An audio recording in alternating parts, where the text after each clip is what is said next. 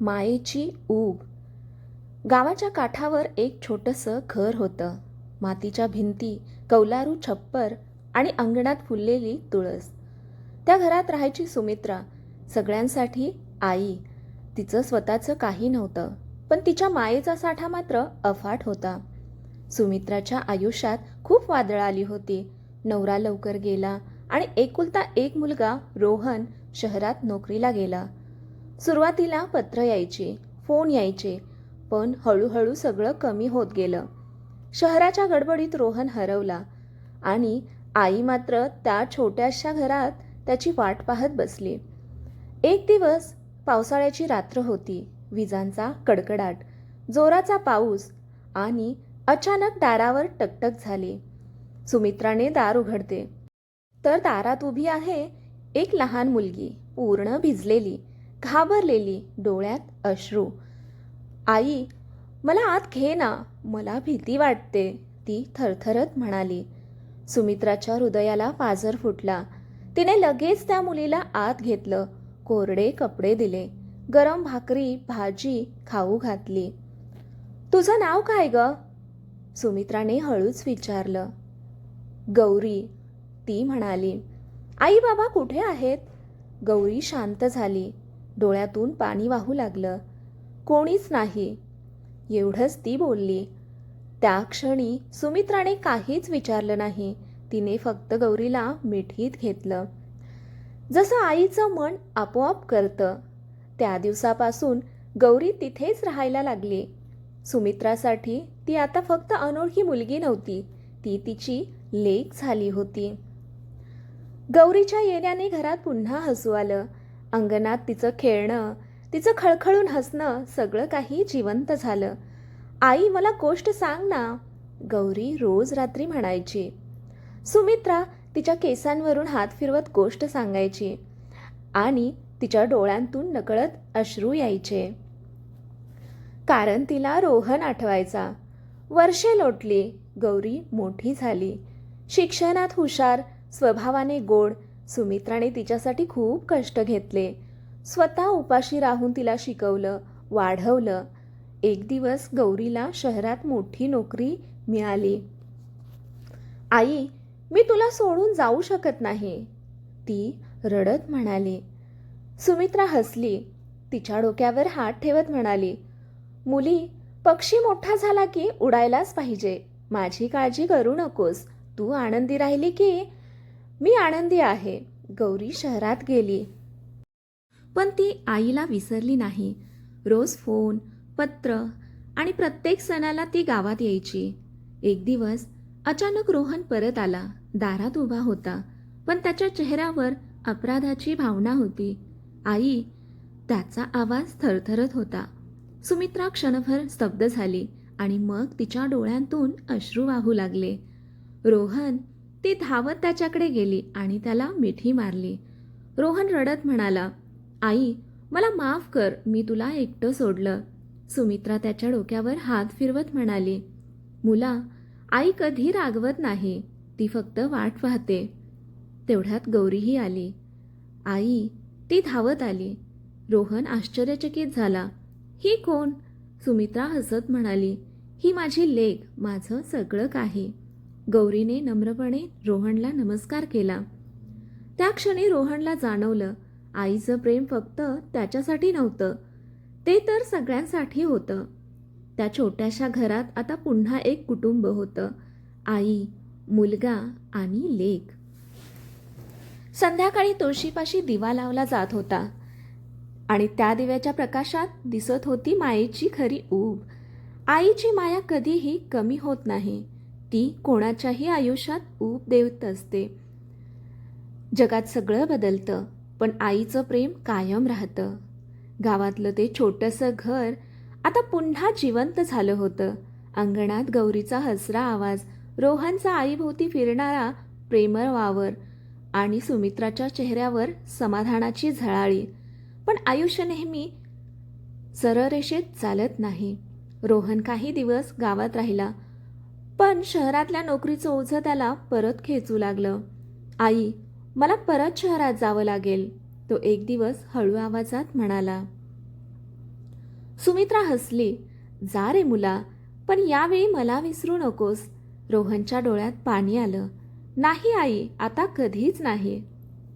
रोहन शहरात गेला, पण यावेळी काहीतरी बदललं होतं. तो रोज आईला फोन करायचा, तिची काळजी घ्यायचा.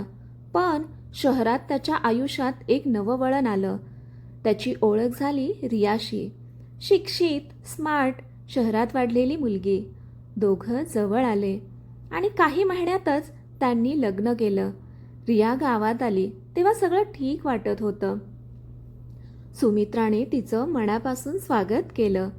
ये ग, माझ्या घरात तुझं स्वागत आहे, सुमित्रा प्रेमाने म्हणाली. रिया हसली, पण तिच्या मनात काहीतरी वेगळंच चालू होतं. गावातलं साधं आयुष्य, मातीचं घर, रोजचं साधं जेवण तिला काहीच आवडत नव्हतं. एक दिवस ती रोहनला म्हणाली, आपण आईला शहरात घेऊन जाऊया, इथे राहणं मला जमत नाही. रोहन थोडा गोंधळला, पण आईला गाव सोडायला आवडणार नाही. रिया थोड्या चिडक्या आवाजात म्हणाली, मग मी इथे राहू शकत नाही. रोहनने आईशी बोलायचं ठरवलं. आई, तू आमच्यासोबत शहरात चल ना, सुमित्रा शांतपणे म्हणाली. मुला, माझं आयुष्य इथेच आहे. ही माती, हे घर, मी इथून कुठे जाऊ? रोहन काही बोलू शकला नाही. हळूहळू रियाचा स्वभाव बदलू लागला. ती सुमित्राशी कमी बोलू लागली. छोट्या छोट्या गोष्टींवर तक्रारी करू लागली. हे काय जुनं घर, काहीच सुविधा नाहीत, ती नेहमी म्हणायची. सुमित्रा मात्र शांत राहायची. तिच्या चेहऱ्यावर फक्त एक हलकंसं दुःख दिसायचं. गौरी हे सगळं पाहत होती. एक दिवस ती रियाला म्हणाली, ताई, आईने आपल्यासाठी किती केलंय, थोडं समजून घे ना. रिया चिडली. तू मला शिकवतेस? तू कोण आहेस इथे? गौरीच्या डोळ्यात पाणी आलं, पण तिने काहीच उत्तर दिलं नाही. त्या रात्री सुमित्रा एकटीच अंगणात बसली होती. आकाशात चंद्र होता, पण तिच्या मनात काळोख. देवा, माझ्या मुलाचं घर सुखात ठेव, ती शांतपणे प्रार्थना करत होती. दिवस पुढे जात होते आणि घरातला ताण वाढत होता. एक दिवस रियाने ठामपणे सांगितलं, रोहन, आपण शहरातच राहू, मला इथे अजिबात राहायचं नाही. रोहन द्विधा मनस्थितीत अडकला. एकीकडे आई, दुसरीकडे बायको. तेवढ्यात सुमित्रा स्वतःच पुढे आली.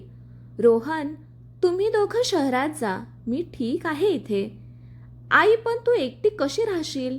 रोहन घाबरून म्हणाला. सुमित्रा हसली. माझ्याकडे गौरी आहे ना. गौरीने लगेच आईचा हात धरला. हो आई, मी आहे तुझ्यासोबत. रोहन आणि रिया शहरात गेले.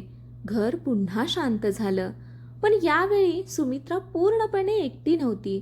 तिच्यासोबत तिची लेक होती. काही महिन्यांनी रोहनच्या आयुष्यात अडचणी सुरू झाल्या. नोकरीत ताण, रियासोबत वाद आणि मनात एकच प्रश्न, मी योग्य केलं का? एका रात्री तो खूप तणावात होता. त्याला अचानक आईची आठवण झाली. तिचा शांत चेहरा, तिची माया, तिचं न बोलता समजून घेणं. त्याने लगेच फोन लावला.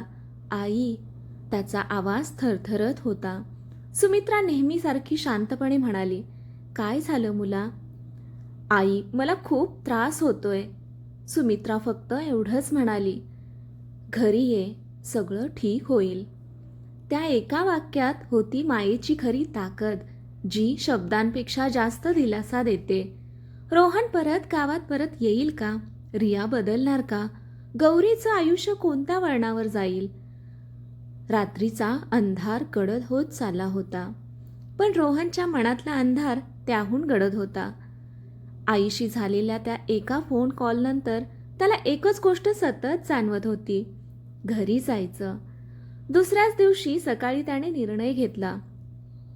रिया, मी गावाला चाललोय, तो शांतपणे म्हणाला. रिया चकित झाली. अचानक का? आईची खूप आठवण येते आणि मला स्वतःलाही थोडा वेळ हवा आहे. रिया काही क्षण शांत राहिली. तिच्या चेहऱ्यावर नाराजी होती, पण यावेळी तिने काही विरोध केला नाही. गावात पोहोचल्यावर रोहनने घराच्या दारावर पाऊल ठेवलं आणि त्याच्या डोळ्यात पाणी आलं. तेच अंगण, तीच तुळस आणि दारात उभी होती आई. रोहन. सुमित्राचा आवाज कापरा झाला. रोहन धावत तिच्या जवळ गेला आणि तिच्या मिठीत शिरला. आई, मला माफ कर, तो रडत म्हणाला. सुमित्रा त्याच्या पाठीवरून हात फिरवत म्हणाली, मुला, आईचं घर नेहमी उघडं असतं. गौरीही धावत आली. दादा. तिच्या चेहऱ्यावर आनंद ओसंडून वाहत होता. त्या क्षणी घरात पुन्हा एकदा आनंद फुलला. पण रोहनच्या मनात अजूनही खूप काही होतं. त्या रात्री तो आईजवळ बसला होता. आई, मी खूप चुकलो, तुला सोडून गेलो, तुझ्या भावनांचा विचार केला नाही. सुमित्रा शांतपणे म्हणाली, चूक प्रत्येकाकडून होते रे, पण ती मान्य करणं मोठं असतं. रोहन काही दिवस गावात राहिला. त्याला पुन्हा शांतता मिळत होती. आईच्या हातचं जेवण, तिचं प्रेम, गौरीचं हसणं, सगळं काही त्याला आतून मजबूत करत होतं. दरम्यान शहरात रिया एकटी पडली होती. घरात शांतता होती, पण ती शांतता तिला त्रास देत होती. रोहन नसल्यामुळे तिला जाणवू लागलं, मी काय गमावत आहे. तिला सुमित्राचे शब्द आठवू लागले, तिचं प्रेम, तिचं संयम. एक दिवस रिया अचानक गावात आली. दारात उभी राहिली. तिच्या मनात भीती आणि अपराधीपणा दोन्ही होते. सुमित्रा दार उघडते आणि रियाला पाहते. क्षणभर दोघीही शांत. रिया हळू आवाजात म्हणाली, आई, मला माफ करा. तिच्या डोळ्यात अश्रू होते. सुमित्रा काही बोलली नाही. ती पुढे आली आणि रियाला मिठी मारली. मुली, आईकडे माफी मागायची नसते, ती प्रेमाने म्हणाली. रिया जोरात रडू लागली. रोहन हे सगळं पाहत होता. त्याच्या डोळ्यातही पाणी आलं. गौरी हसत म्हणाली, आता सगळं ठीक होणार. त्या दिवसापासून घरातलं वातावरण बदललं. रिया सुमित्राला समजून घेऊ लागली. तिच्या छोट्या छोट्या गोष्टीत मदत करू लागली. सुमित्राही तिला आपल्या लेकीसारखं प्रेम देऊ लागली. एक दिवस संध्याकाळी सगळे अंगणात बसले होते. तुळशीपाशी दिवा लावलेला आणि वातावरणात शांतता. रिया हळूच म्हणाली, आई, आपण सगळे एकत्र राहूया ना, गावात किंवा शहरात, पण एकत्र. सुमित्रा हसली. घर कुठे आहे हे महत्वाचं नाही, घरात माणसं एकत्र आहेत का हे महत्वाचं आहे. गौरीने आनंदाने टाळ्या वाजवल्या. मग ठरलं, आपण सगळे एकत्र. त्या छोट्याशा घरात आता खरं कुटुंब तयार झालं होतं. रक्ताच्या नात्यांपेक्षा मोठं, मायेच्या नात्यांनी बांधलेलं.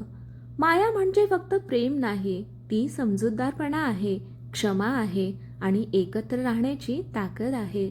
जग बदलतं, लोक बदलतात, पण आईची माया आणि घराची ऊब कायम मनात राहते. ही कथा इथे संपली, पण मायेची ऊब प्रत्येकाच्या आयुष्यात कायम सुरूच असते. कथा आवडली असेल तर कथेला लाईक करा, शेअर करा, आपल्या चॅनेलला सबस्क्राईब करा. कथा वाचल्याबद्दल आणि ऐकल्याबद्दल आपले खूप खूप आभार.